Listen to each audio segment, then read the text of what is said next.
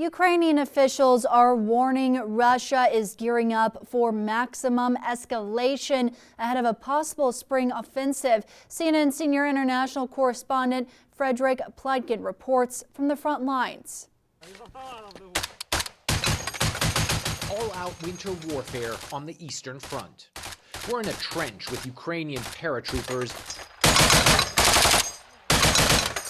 They fire on Russian positions using AKs and a U.S.-supplied Browning heavy machine gun.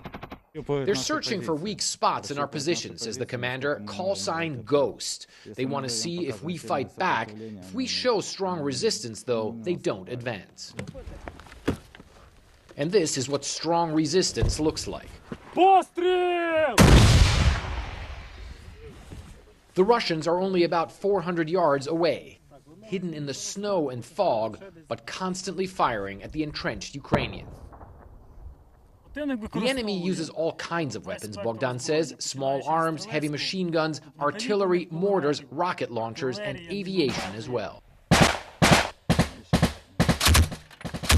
But so far, the Ukrainians say they haven't lost an inch of territory here. The Ukrainians say the situation here is reminiscent of some of the worst times in World War II, where they're not only fighting a strong adversary, but the elements as well. The snow, the mud, and the cold make fighting here even tougher.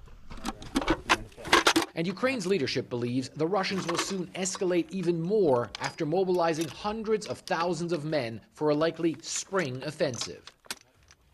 But this gunner, who goes by the name Deputy, says the paratroopers are ready.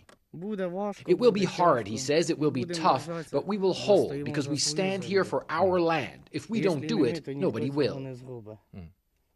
There's a visceral hatred towards Moscow's leaders among these men.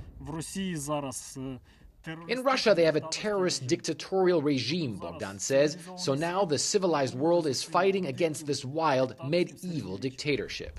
As we prepare to leave, incoming grenades explode above. Yeah, let's go. And this, the men say, is a relatively quiet day. They expect much worse in the months to come, but their motto is, if not us, who else? Fred Pleitgen, CNN, Krasnohorivka, Ukraine.